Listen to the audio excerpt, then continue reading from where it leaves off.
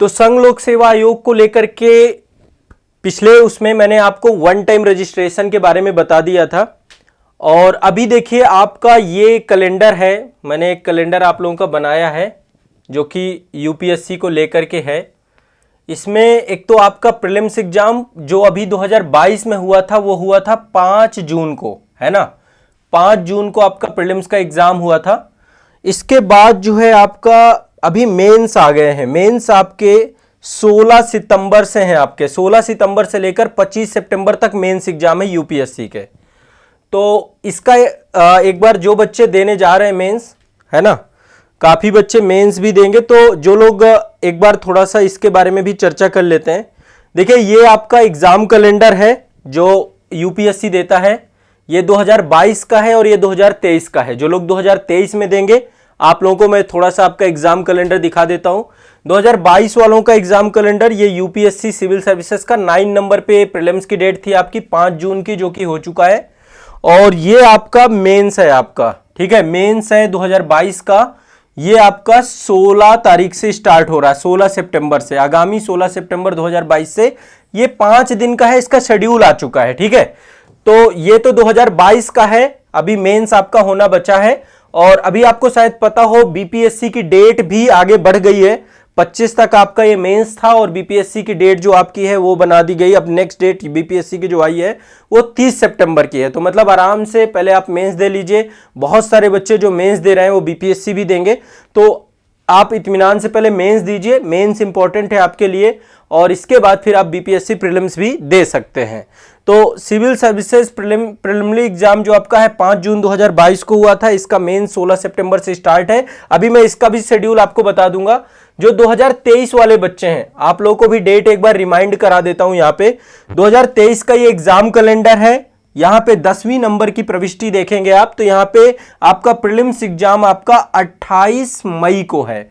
28 मई 2023 में आपका ये पड़ेगा, यानी कि 28/5/2023 एक दिन का एग्जाम ये है। और ये आपका जो है मेंस एग्जाम जो 2023 का आपका पड़ेगा वो 15 सितंबर 2023 से पड़ेगा। ये भी 5 दिन का होगा। तो ये 2 तिथियां हैं। एक तिथि तो 5 जून वाली निकल गई 2022 की, उसका मेंस है अभी आपका। और जो 2023 वाले हैं उनका प्रीलिम्स जो है अब 28 मई को है। देखा जाए तो बहुत समय नहीं है। जो 2023 में एग्जाम देना चाहते हैं आपके लिए बहुत समय नहीं है कि आपके पास बहुत ज्यादा समय है ना। तो इसलिए आप बहुत सिंसियर होकर गंभीर होकर के आप लोगों को एग्जाम को देना है। तो चलिए अभी जो मेंस का एग्जाम का डेट है, अभी जो पूरा कब कब एग्जाम है एक बार मैं उसको भी अपडेट कर देता हूं ताकि आपको जानकारी रहे। एक काम करिएगा, वैसे ये काम मैं भी करवाऊंगा, जो आपका मेंस का क्वेश्चन पेपर आए उसको डिस्कस करेंगे एक बार हम। यहां पे जो है आपका सेशन जो होगा इसमें मेंस के क्वेश्चंस को मैं आपको डिस्कस करूंगा, बताऊंगा कि कैसे कैसे क्वेश्चन है। ऐसे वाला प्रश्न पत्र भी डिस्कस करेंगे और समान अध्ययन के जीएस के चारों प्रश्न पत्र जो है डिस्कस करेंगे हम लोग इसी सत्र में। यही वाला जो हमारा सेशन रहेगा इसी सेशन में हम प्रयास करेंगे। और यदि मतलब क्योंकि एक दिन में आपके 2-2 पेपर होने हैं, तो देखो मेंस का कैसे रहता है शेड्यूल। जिनको देना है उन्हें तो पता ही होगा, जिन्होंने नहीं दिया अभी तक फर्स्ट टाइम देख रहे हैं तो मेंस का आप देखिए। मैं इसीलिए हमेशा कहता हूं कि मेंस बहुत इंपॉर्टेंट है, क्योंकि मेंस में आपका एक तरीके से कंप्लीट टेस्ट होता है आपका, है ना। पूरा का पूरा जो पेशेंस है आपका मेंस में चेक किया जाता है। प्रीलिम्स में तो आप इजीली एग्जाम हॉल गए और दे करके चले आए, पर मेंस में आपको लगातार कंटिन्यूअस 5 दिन का आपका एक एग्जाम शेड्यूल होता है। तो ये आपका शुक्रवार से यानी 16 सितंबर से स्टार्ट है आपका ये एग्जाम, ठीक है। ये डेट की ये आपका फ्राइडे से है, फ्राइडे पड़ेगा आपका 16 सितंबर को। और पहला पेपर जो सबसे पहले आपका देखिए यहाँ पे 2 सेशन है आपके। पहला है आपका फोरनून सेशन, ये आपका 9 बजे से पेपर चालू होगा और 12 बजे तक होगा, ठीक है। यानी 3 घंटे का पहला सेशन है। और दूसरा सेशन है, फिर बीच में देखिए गैप दिया जाता है, तो लगभग आपको 2 घंटे का गैप है, 12 से 1 और 1 से 2, मतलब 2 घंटे का बीच में गैप है यहाँ पे। और इसके बाद फिर 2 बजे से लेकर 5 बजे तक ये आपका 3 घंटे का दूसरा सेशन है, यानी कि एक दिन में 6 घंटे आपको देने होते हैं। मतलब हर दिन नहीं है, बट मैक्सिमम डेज में आपको 6 घंटे पेपर में बैठना पड़ता है मेंस में। तो मेंस थोड़ा सा चैलेंजिंग होता है, इसीलिए मेंस को लेकर के आपको थोड़ा सा फोकस करना पड़ेगा, मेंस को लेकर सिंसियर होना पड़ेगा, मेंस को लेकर आपको पढ़ना पड़ेगा। तो यहां पर देखिए, ये आपका जो है 16/9/2022, ये फ्राइडे को आपका पहला पेपर है, निबंध का पेपर है। जीएस पेपर 1 आपका निबंध का होता है। देखो कई बार जो है बहुत सारे बच्चों को लगता है ना, जीएस के 4 पेपर होते हैं, तो पेपर 1 ऐसे का होता है, पेपर 2 जीएस 1 का होता है, आपका पेपर 2 जीएस 1 का होता है, ये भी ध्यान रखिएगा। तो यहां पे आपको ध्यान रखना है, पहले आपका पड़ेगा 16 तारीख को एसे का पेपर है, फिर आपका इधर कोई पेपर नहीं है, केवल एक ही पेपर होगा एसे का, ठीक है। इसके बाद 17 तारीख को आपका सैटरडे पड़ रहा है, सैटरडे को 2 पेपर है आपका, समान अध्ययन प्रथम प्रश्न पत्र और समान अध्ययन द्वितीय प्रश्न पत्र। तो 16 तारीख को तो 3 घंटे का ही प्रश्न पत्र है, ये आपका कंपलसरी है ना, आपको पता है ये देना ही देना है सभी को, और मतलब सारे ही कंपलसरी पेपर हैं एक तरीके से, ये ध्यान रखिए। और इसके बाद जो है आपका यहां पे समान अध्ययन प्रथम प्रश्न पत्र 3 घंटे का पेपर, और ये भी आपका 3 घंटे का पेपर, समान अध्ययन द्वितीय प्रश्न पत्र। अब देखो चैलेंज देखो, सैटरडे का आप मतलब सैटरडे का डे में आपको समान अध्ययन के प्रथम प्रश्न पत्र में इतिहास भी है, भूगोल भी है, भारतीय समाज भी है, इसके बाद राज्य व्यवस्था भी है, सामाजिक न्याय भी है, अंतर्राष्ट्रीय संबंध भी है और गवर्नेंस भी है। 4 सब्जेक्ट इधर और 3 सब्जेक्ट इधर, 7 सब्जेक्ट एक साथ पेपर आपको देने हैं। तो एटलीस्ट आपकी प्रिपरेशन का स्तर क्या होना चाहिए, आपकी आंसर राइटिंग स्पीड क्या होनी चाहिए, अब आप समझ सकते हैं इस बात से, ठीक है। तो ओवरऑल आपका एक तो ये पेपर आपका एक साथ ही पड़ता है। इसके बाद देखो कोई गैप नहीं है, 16 को बाद 17 को पेपर पड़ रहा है, फिर 18 को पड़ रहा है। 18 को आपका संडे पड़ेगा, इसमें आपका जीएस पेपर 3, इसमें आपका economy, science tech, environment, disaster management और इंटरनल सिक्योरिटी। जीएस पेपर 3 है ये आपका, और जीएस पेपर 4 आपका इथिक्स का है। तो 3 घंटे का ये पेपर और 3 घंटे का ये पेपर, 6 घंटे आप अगेन फिर बैठेंगे। 16 को तो 3 घंटे में ही ऐसे हो जाएगा आपका, लेकिन ऐसे में लिखना लगातार ही लिखना, सब में 3500 से 4000 शब्द आपको लिखना है ना, लिखने को लेकर के कोई वो नहीं है। और अभी मेंस को लेकर थोड़ा सा मैं आपको अभी और अपडेट दे दूंगा। इसके बाद आपका ये जो जीएस पेपर 2 और जीएस पेपर 3 ये वो पूरा का पूरा ये मतलब सारे के सारे आप देखिए 250-250 मार्क्स के हैं, है ना। और इसके बाद आपका नेक्स्ट देखिए 18 तारीख के बाद फिर आपको गैप मिल रहा है, 18 तारीख के बाद, 18 तारीख के बाद गैप मिल रहा है आपको। और इसमें के बाद आपका यहां पर 2 दिन पेपर है आपका, 24 तारीख को पेपर है और फिर 25 तारीख को पेपर है। 24 तारीख को आपका कंपलसरी पेपर है। कंपलसरी पेपर मतलब इसके क्वालिफाइंग नेचर का होता है, ये अनिवार्य प्रश्न पत्र है, क्वालिफाइंग नेचर का है। 2 पेपर होते हैं और इनमें क्वालिफाइंग मार्क्स लाने होते हैं, ठीक है। 25% मार्क्स आपको लाने होते हैं। तो पेपर 1 इंडियन लैंग्वेज का होता है, जिसमें से एक लैंग्वेज मान लीजिए आपने हिंदी चुन लिया, है ना। सारी हैं ये 22 भाषाएं हैं जो कि आपके 8वीं अनुसूची से जुड़ी हुई हैं, वो सारी भाषाएं यहाँ पे हैं।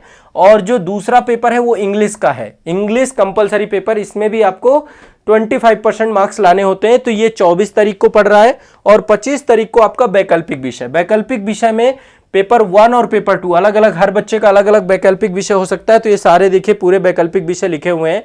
तो ये ओवरऑल देखिए यदि आप शेड्यूल में कि कितने दिन का ये पूरा शेड्यूल पड़ रहा है, 5 डेज का शेड्यूल है ये, ठीक है, 5 दिनों का शेड्यूल है। और आप रेगुलर देखेंगे, सिर्फ यदि 16 तारीख को छोड़ दें आप, तो 16 तारीख को केवल आपको 3 घंटे देना है, बाकी आपको 6 घंटे डेली बैठना है ना। यहां पर भी 2 पेपर हैं 3-3 घंटे के, फिर यहां पे आपका ऑप्शनल में भी 3-3 घंटे के पेपर हैं, और जीएस में तो है ही है। तो ये एक बड़ा चैलेंज होता है बच्चों। आप लोग में से बहुत सारे लोग केवल पीटी में ही लगे रहते हैं। मैं इसीलिए आंसर राइटिंग पे बल देता हूं। मैं हमेशा कहता हूं उत्तर लेखन करिए, उत्तर लेखन आपको करवाता भी हूं, है ना। अभी देखिए लिखना सीखे 1.0 जो हम चला रहे थे, उसके लगभग जीएस के 4 पेपर का उत्तर लेखन मैंने करवाया है। तो आप लोग भी उत्तर लेखन पे थोड़ा बल प्रदान करिए, उत्तर लेखन का महत्व समझिए और उत्तर लेखन जरूर करिए, ठीक है ना।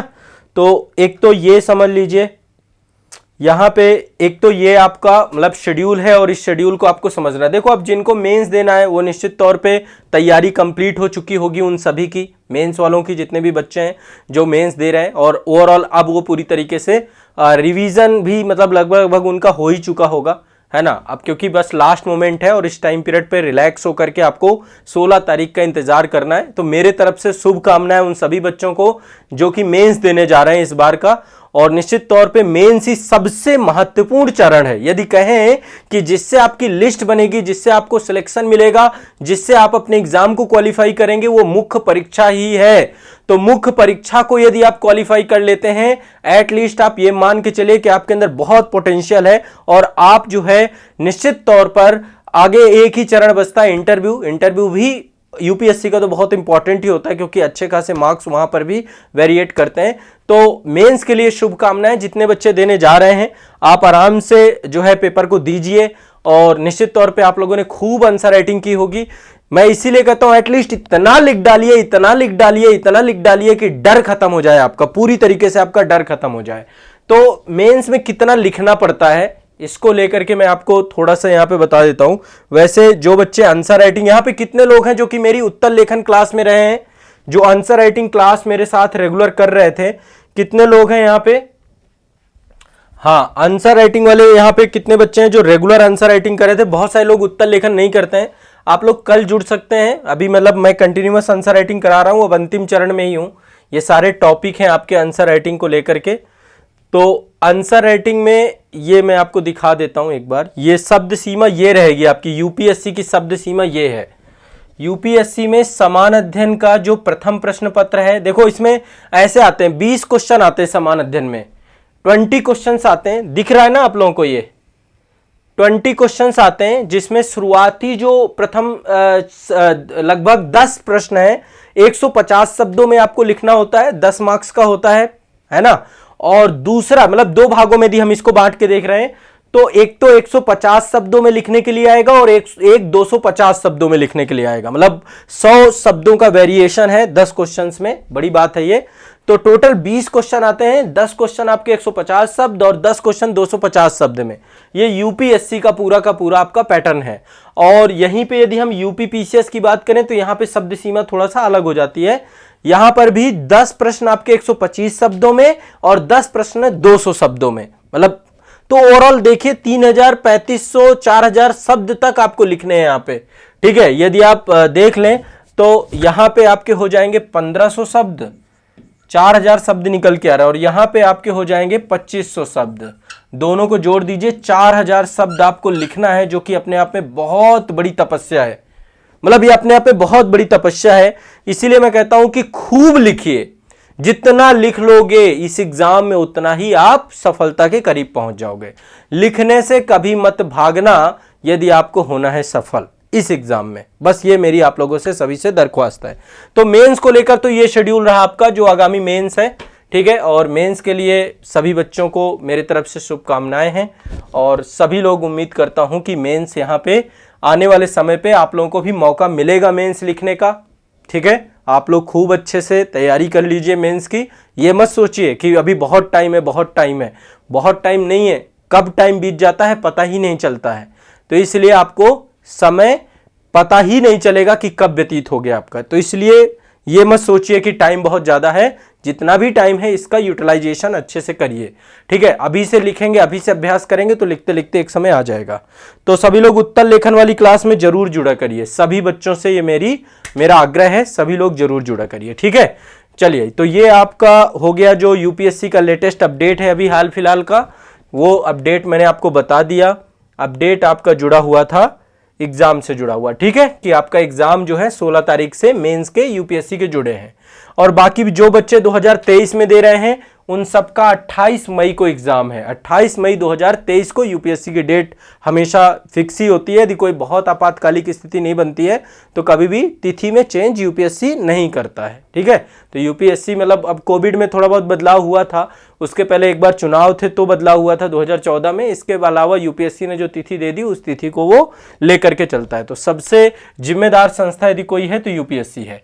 तो ये आपकी एक महत्वपूर्ण अपडेट थी मेंस एग्जाम वाले सभी बच्चों के लिए। और आप सबको भी जानना है जिस दिन ये पेपर होंगे उस दिन हम क्या करेंगे, पेपर का डिस्कशन करेंगे, है ना। पेपर देखेंगे, आप लोग भी देखिएगा और मैं भी आपको डिस्कस कराऊंगा सारे पेपर को।